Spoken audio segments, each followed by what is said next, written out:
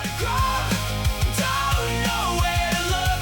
Maybe take a peek in the Homeless Survival Handbook.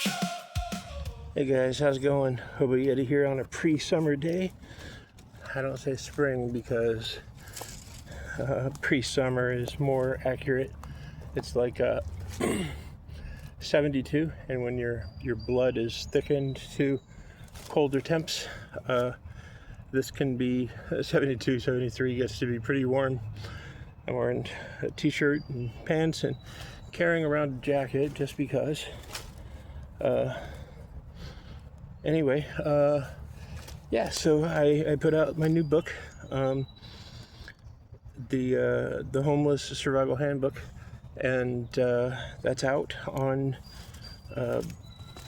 an ebook format, $1.99, not too much. My goal with this was not to really make money with it. It was to have it available so that people can get it.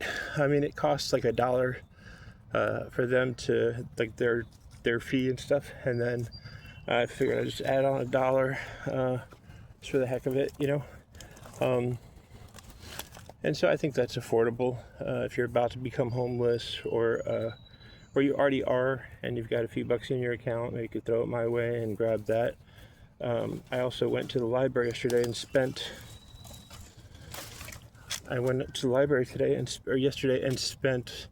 a good amount of time getting it ready so that it would be available in a paperback format. So it's going to be a normal paperback size, 6x9, and but they've got to send me a proof, which is going to take like 2 weeks or something. And then once I get it, sorry, I thought I just saw a snake. Don't really see too many snakes around here. You see, like, they've got like a yellow stripe, like a garter snake. I don't know what it's called. Probably a yellow striped garter snake. Who knows? It's really all I see around here. The leaves are back in bloom. Oh yeah, I got distracted. So essentially,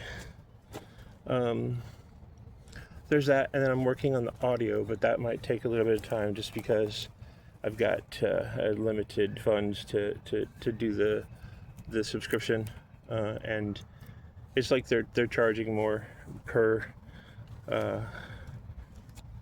chapter as far as the words that I'm putting into 11 Labs to do, and so, but I'll get that to you guys eventually. And the goal, like I said, is not to make money, obviously.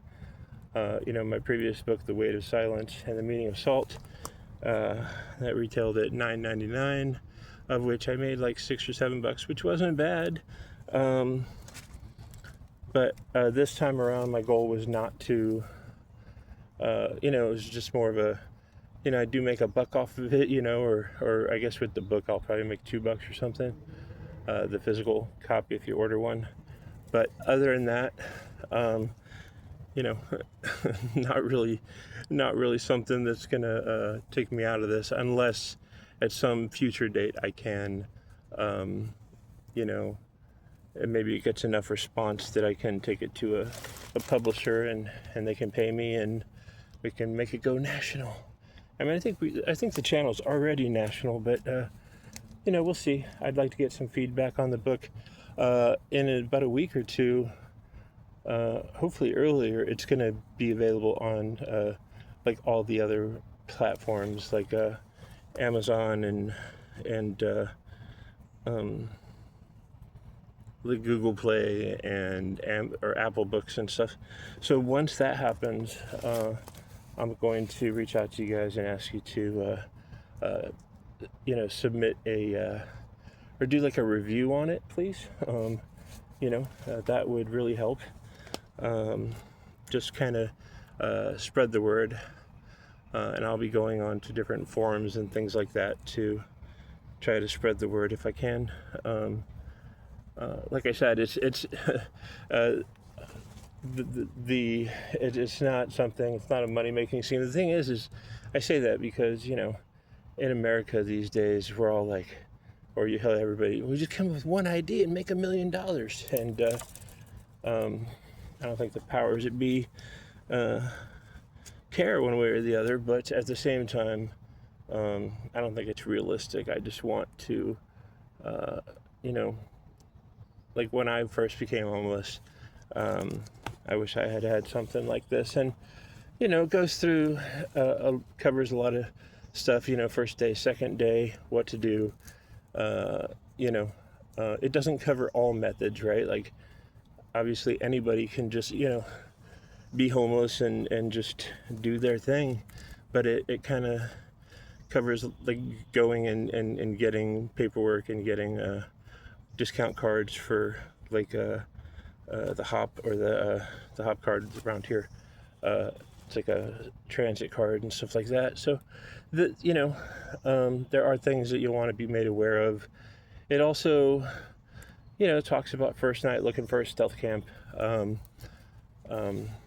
You know, separating your stealth camp from your day pack, which is why I carry this heavy pack right here.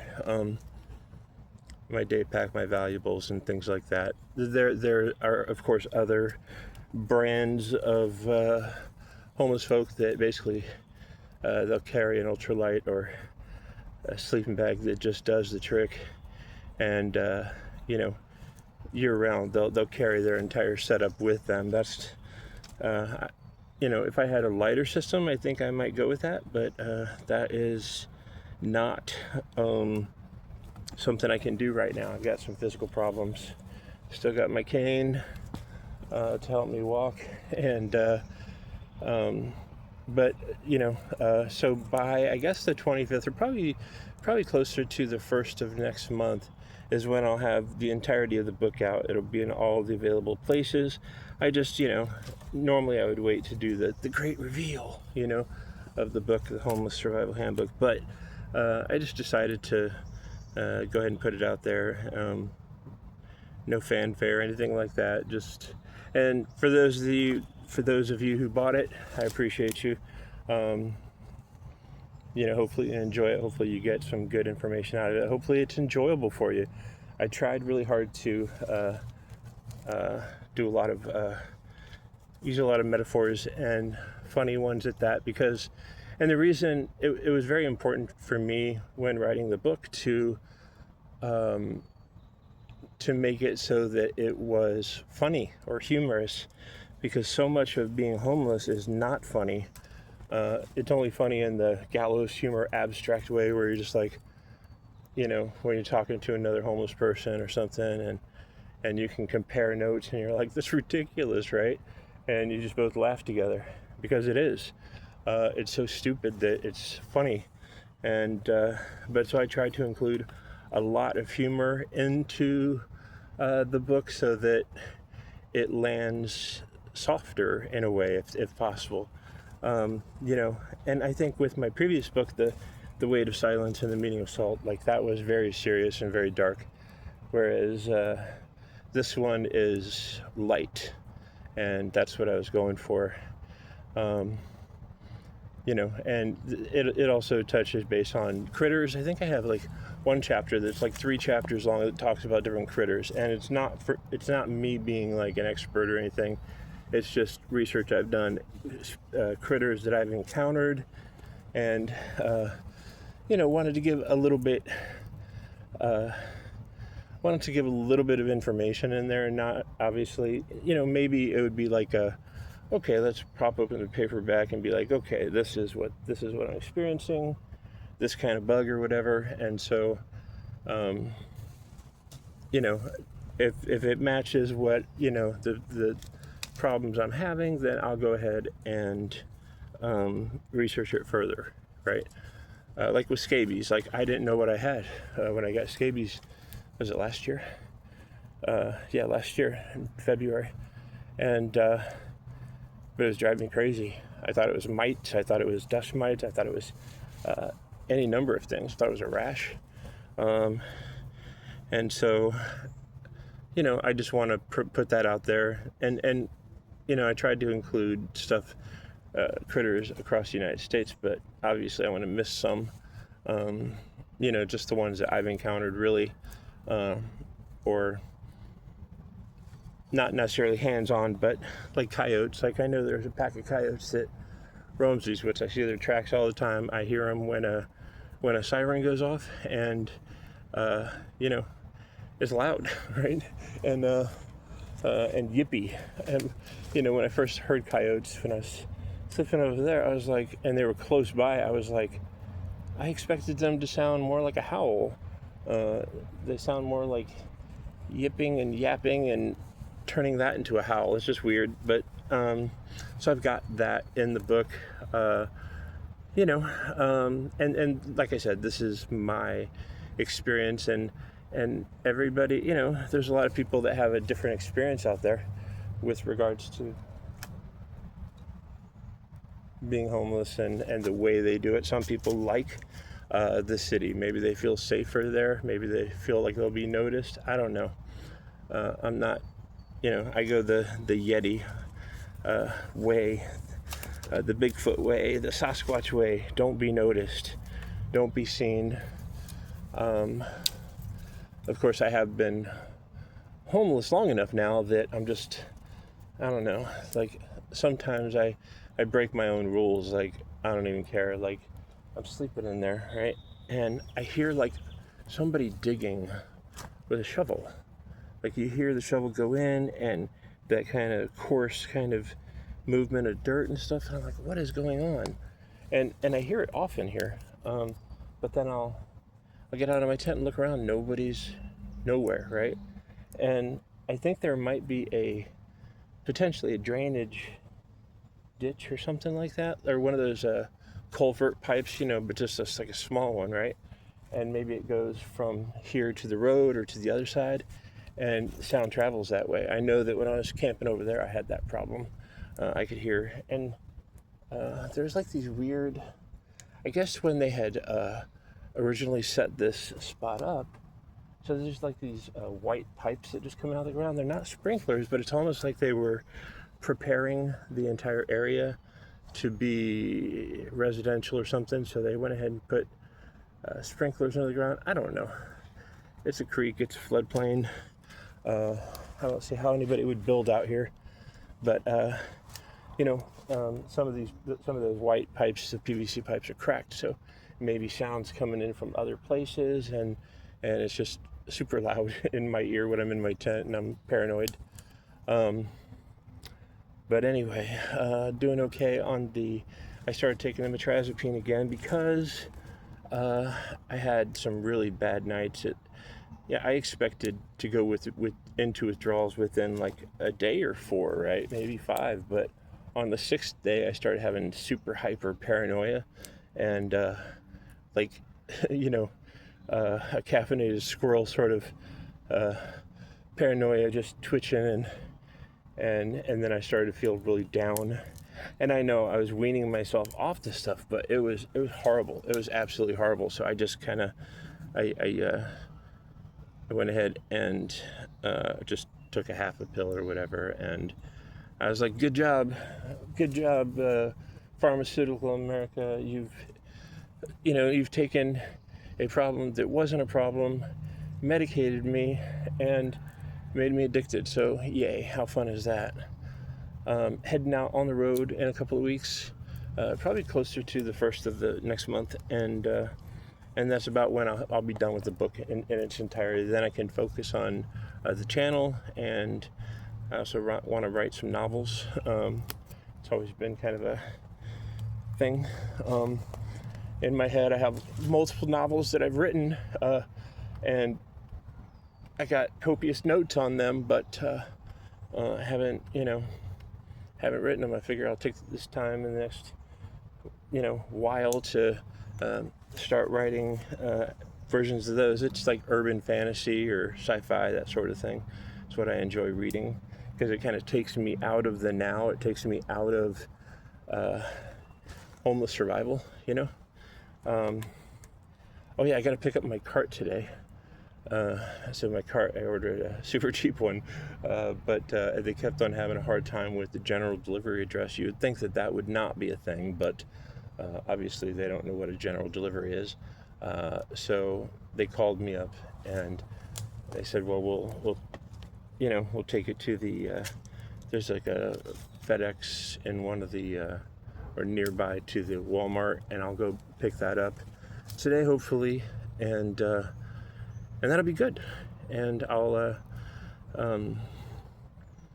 the problem is getting it back here. It's like 40 pounds or something, and don't get me wrong, it's not too big of a deal. It's awkward and stuff like that, but I've already got like probably 30 pounds on my back, right, every day. But getting it back here, getting across the 2 creeks and getting it back here is going to be a little bit of a chore. So I'm not really even sure how that's going to go. And then I'll get it back here and probably fold it up and hide it somehow, somewhere until I leave, which, like I said, 3 weeks or so. Today's the 9th. My watch is just stupid. I don't know if you can see that. It's just missing numbers. And I keep it on me. I don't know why. Probably because it's got the date's right, so that helps. I can always look at my phone for the time if I need to check that. But yeah, things are going okay. Still having depression spirals and stuff like that. That hasn't gone away. It has become less in some ways with the medication. I'm going to go see a doc on the 24th. I have an appointment. I will hopefully get enough medication to get me through the next couple of months. But I don't know, because I'm going on the road. I don't know if I'll come back here or back up this way, maybe find a better spot someplace on a hill a little bit further out. I don't know. Maybe I'll get a bicycle at some juncture. That would make my life easier. Well, I mean, easier going down hills, not really going up, because I'll be pulling this cart, right? I don't know. There's a lot of stuff on my mind, a lot of projects I still want to do with the channel, but right now, once I get the audio done for the book, I'm just going to take a collective sigh and rest for a bit. Of course, with me, resting for a bit usually entails me thinking it's going to be for, I'm going to rest for a couple of weeks, maybe a month. It ends up being like a day and a half, and then I'm on to the next idea, because, it's kind of how I roll. I need a place to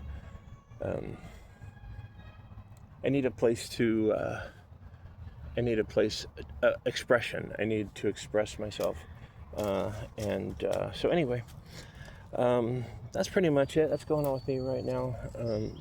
The sunshine is here, and that's good. But it's still getting cold enough at night that I'm still kind of worried about leaving stuff at my tent, right? Especially if there's weird noises right next to my tent. But I'm still carrying a jacket just in case, because it's getting cold enough at night that if somebody did move my tent or take my stuff or whatever, something happened, then I would be able to, get through the night with just my jacket and I've got a few things in my warmth stuff in my, it's just kind of a backup. It's like a preparing for the worst, hoping for the best kind of deal. And so I just still carry it. Once summer gets here proper, which hopefully I'll be gone by then, I won't need to carry around all this stuff. I can just cash it away or throw it away. A lot of it's trash by this point. My hoodie is very faded, and the thing is when you have a hoodie that gets sun bleached faded kind of thing, you start standing out as homeless, and so my goal is to avoid that. But anyway, that's all I got for you today, guys. I hope your road's a good one, and if you're homeless, I hope it doesn't suck for you. Take care.